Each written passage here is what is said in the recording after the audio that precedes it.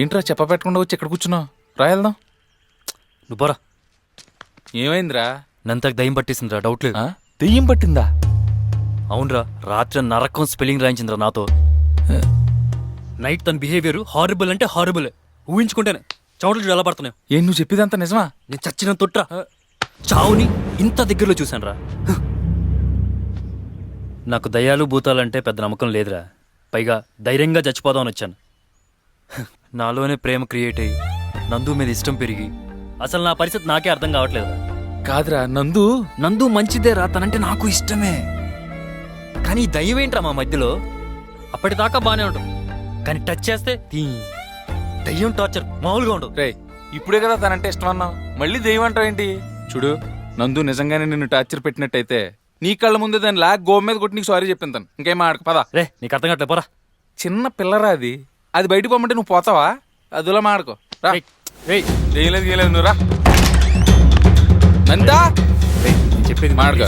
నందితా నువ్వు ఆగు, నేను మాడతాను కదా. నందితా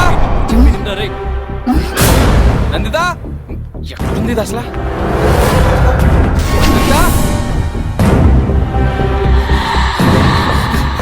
నందితా నందితా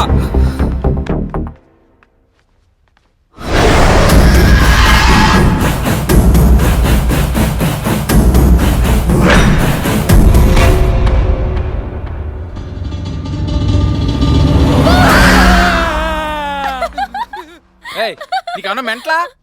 నీ పిల్ల చేష్టలు ఎక్కడైనా పెట్టుకో, ఎక్కడ కాదు. ఛా, అసలు మన ఇక్కడికి ఎందుకు వచ్చావు? నువ్వేం చేస్తున్నావు? ఏదో కాసేపు ఆడితో స్పెండ్ చేస్తావు కదా అని కష్టపడి ఎన్ని సెట్ చేస్తా ఆడికి సుక్కలు చూపించావా? ఏక భయపెట్టేస్తావా?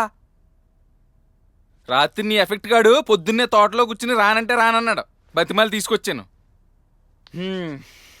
వెళ్ళి ఆడికి సారీ చెప్పు. హగ్గి వెళ్ళు వెళ్ళు.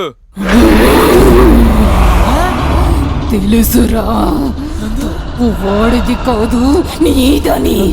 వాయిస్ ఏంటి అలా మారిపోయింది? బంగారం లాంటి పిల్ల దగ్గరికి ముద్దులకి పంపిస్తావా?